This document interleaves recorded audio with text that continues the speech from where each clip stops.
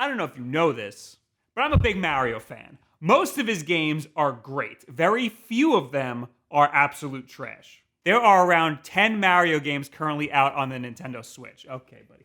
Fortunately, all of these games are at the very least good. If it has Mario in the title, you can be sure that it earns that Nintendo seal of approval. So I'm going to go ahead and rank them from worst to best using a multitude of really complex ratings, but also really just based on my own personal opinion.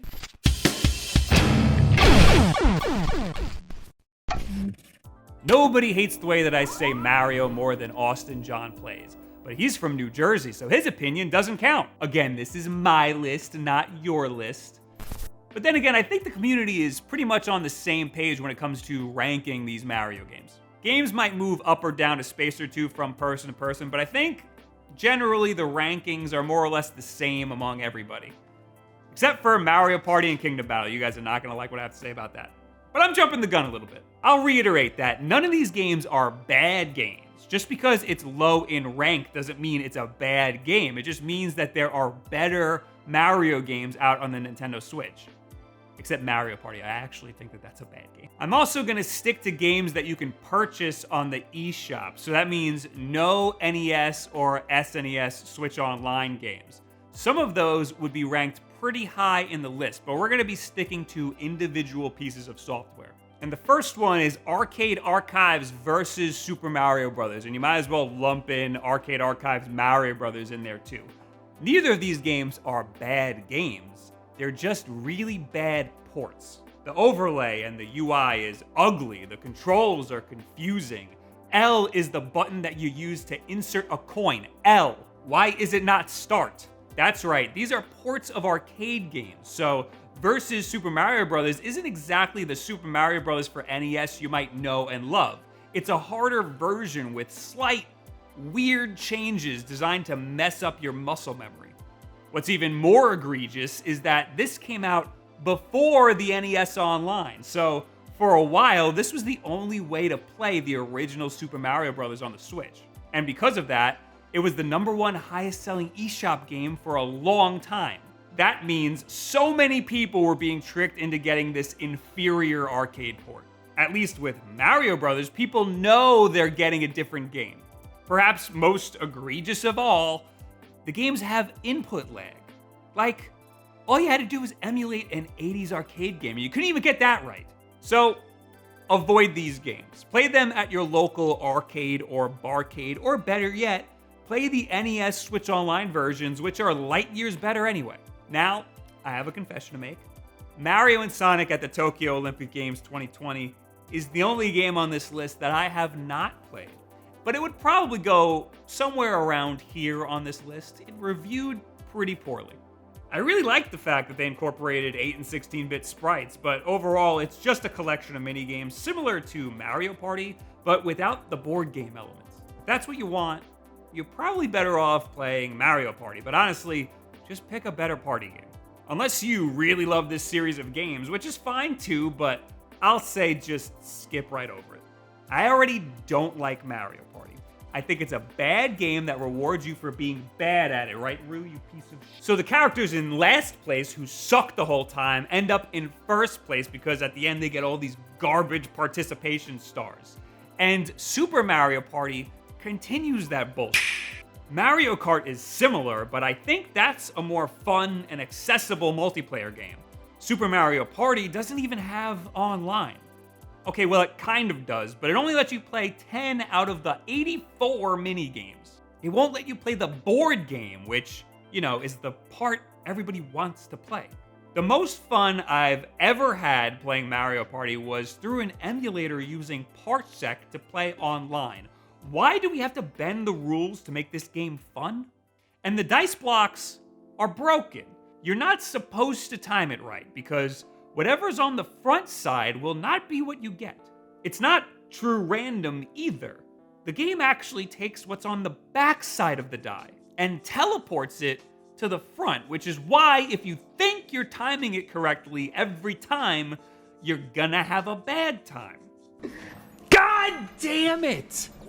This problem is amplified by the fact that each character has their own wacky die with weird numbers that you do not want to land on. If you think you're timing it right, you might just end up hitting 0 a million times, like me. The saving grace of Super Mario Party is that the mini-games are fun. And it's also kind of fun to rage at your friends over the dumb stuff the game does. It's like Monopoly, except Monopoly doesn't just give you money for being broke. That's just because he had the boo, he gets a star. It's like completely random. The unlucky bonus. The unlucky bonus. I was unlucky because I kept rolling zeros. This star goes to the person who was MIA the whole game, who didn't even touch the controller. It's amazing you play without touching the controller.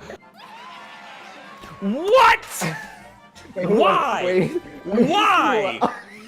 What did you do? Also, it has a pretty cool functionality where you could connect multiple Switches together, but I've never tried that before because I don't know that many people with Switches who have Mario Party and who would want to play. There are so many more party games I'd rather play with my friends. This is always the last one on my mind.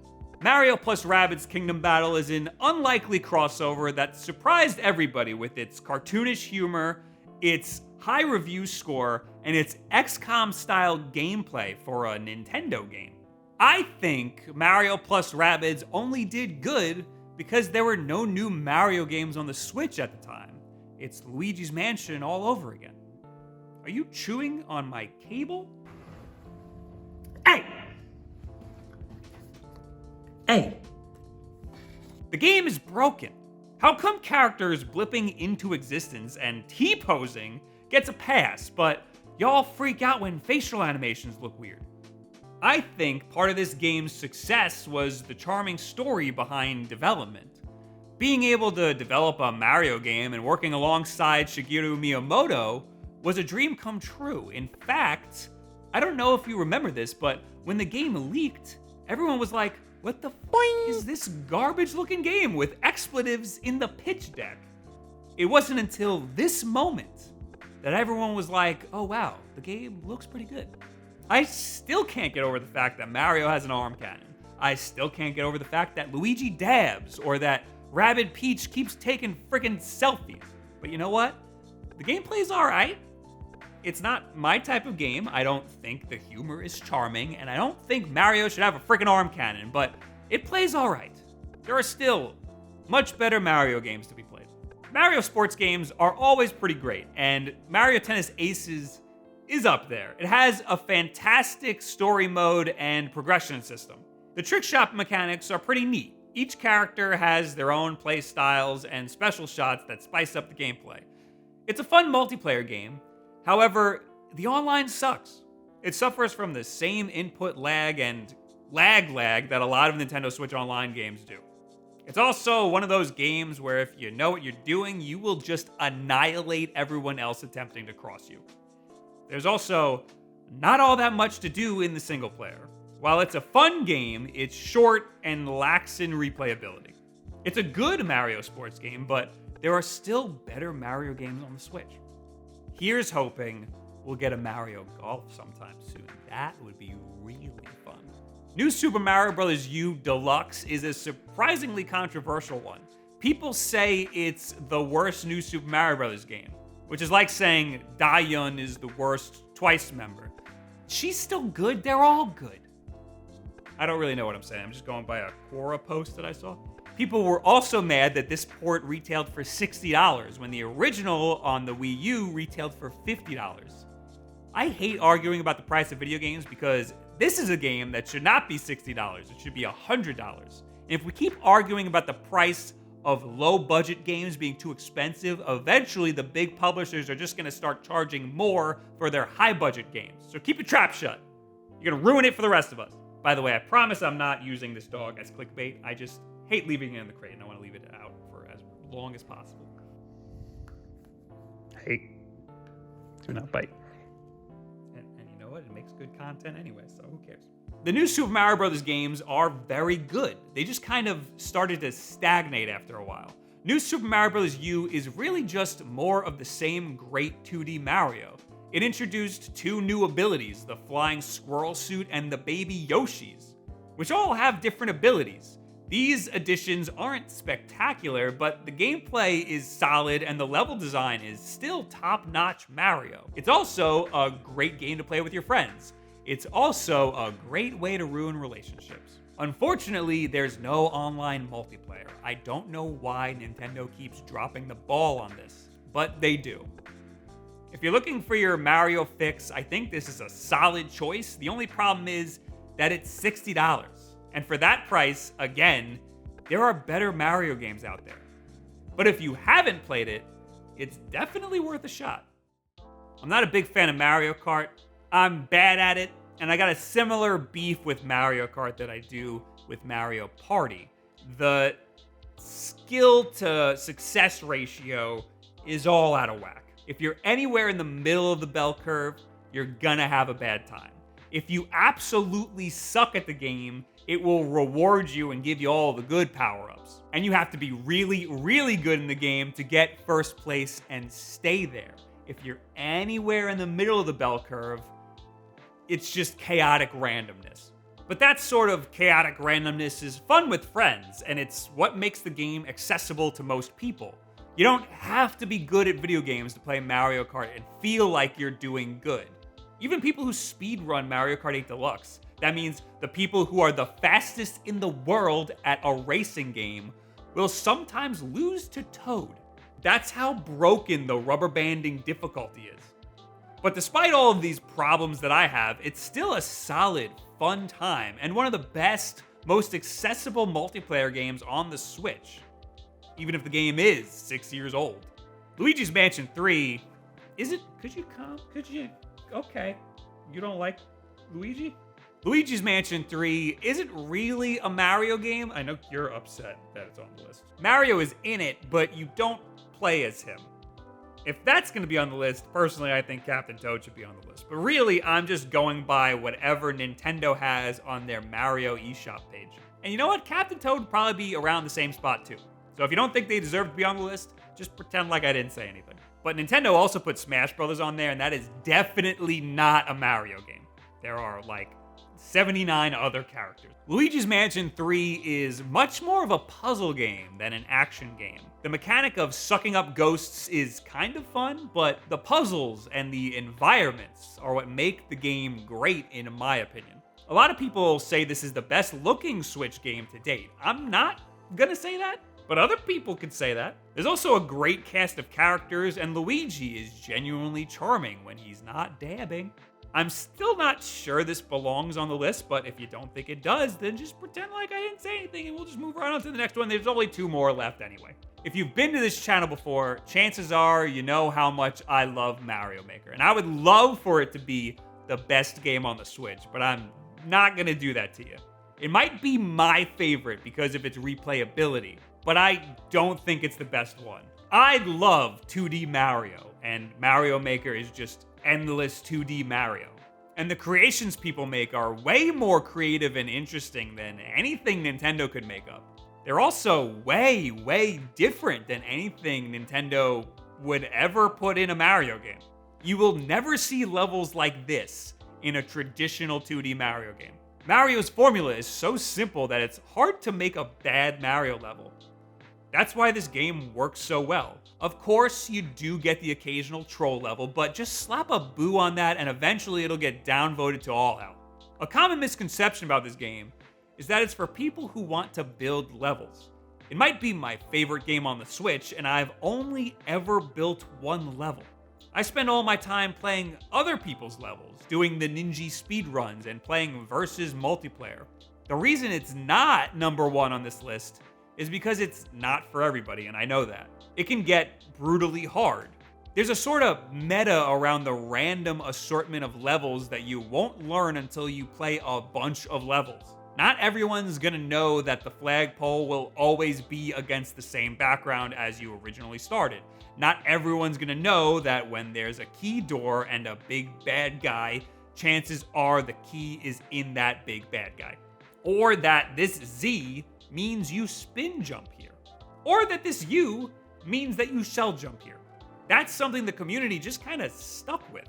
Also, my favorite game mode, the versus multiplayer, has horrible lag issues. I fight through it because I think it's so fun it's worth the horrible lag spikes, but I wouldn't wish that hell on anybody else. So this is by far my favorite Mario game on the Switch, but it's not the best. The best is Super Mario Odyssey, which you probably saw coming from a mile away. It's exactly what most people wanted, the next evolution of a 3D Mario game. It's probably the closest we'll ever get to a marriage between Mario 64 and Mario Galaxy. It's so good. Some people might see the cappy mechanics as gimmicky. I personally think it adds a lot to the gameplay. It doesn't take anything away from the already great 3D Mario mechanics. The worlds are fantastic. There's some strange design choices like the realistic T-Rex and the realistic people in New Donk City. Also, the random dragon. But it's an amazing, epic experience. And the endgame has plenty of content to keep you playing past the credits. 999 moons to collect is a lot. I wish there was more to do. I honestly miss playing it. The best part is just traversing the landscape. The game rewards you for accessing areas that seem like you shouldn't be able to access. Using a combination of jumps, dives, and cappy hops, you can pretty much get anywhere. And of course, you can even take over other creatures to explore more areas you probably shouldn't have been able to access. Because of this, the speedrunning community is booming. I think the game is as difficult as you want it to be. Some of the moons are super easy to get, and if you want, you can roll credits just by taking the easy route. But if you want a challenge, there are plenty of challenging missions, some even notoriously brutal. And you can challenge yourself to just do some of them faster. But they're all a good time. Mario Odyssey is accessible to everybody, easy to learn and hard to master. And fun the entire time. It's a mastery of game design, and even though there have been many Mario games on the Switch since then, it's still the best we have. Here's hoping we get another one like it very soon. Hell, I'd even just take a Mario 64 style game, which would pretty much just be Mario Odyssey without Cappy. Hell, I'd be happy with just ports of Mario Galaxy because I've never finished those games. I'd be willing to bet that Nintendo is hard at work on their next 3D Mario experience. Something unique that none of us would have ever seen coming, but we'll be super excited to play. As long as it's not Mario Party. So what do you guys think about this list ranking the top 10 or 11 Mario games on the Nintendo Switch? Of course, you're going to tell me. Let me know what you think should be up further in the list or down further in the list. Which ones did you like that I didn't, or do you just agree with me? Leave it in the comments below. I'm on Twitter and all this other social media garbage. Again, I'll reiterate, they're all great games. It's, we just ordered them correctly. Anyway, we got new videos and live streams all the time. Our schedule is in a pinned tweet over on our Twitter. We got Wulff Den live every single Wednesday at 8 p.m. Eastern time right here on YouTube, and streams over on twitch.tv/WulffDen, which are now unscheduled, so make sure you click the notification so you know when I go live and what I'm going to be playing. It's usually going to be like once a week. And you can support us here on YouTube by clicking that join button, or over on Twitch by clicking that subscribe button, which is free if you have Amazon Prime. And if you link that to your Discord account, you get into our support-only Discord, you get private chat time with us, you get these videos early, and you get to play multiplayer games with us once a month. That is now going to happen over on Twitch. But of course, the most important thing that you can do and the easiest thing to help support the channel is just subscribe, stop biting me, and share this video with a friend that you want to celebrate Mario Day with. Yay! Thank you guys very much. You have yourself a very good week. You got to go out. You're a crazy person.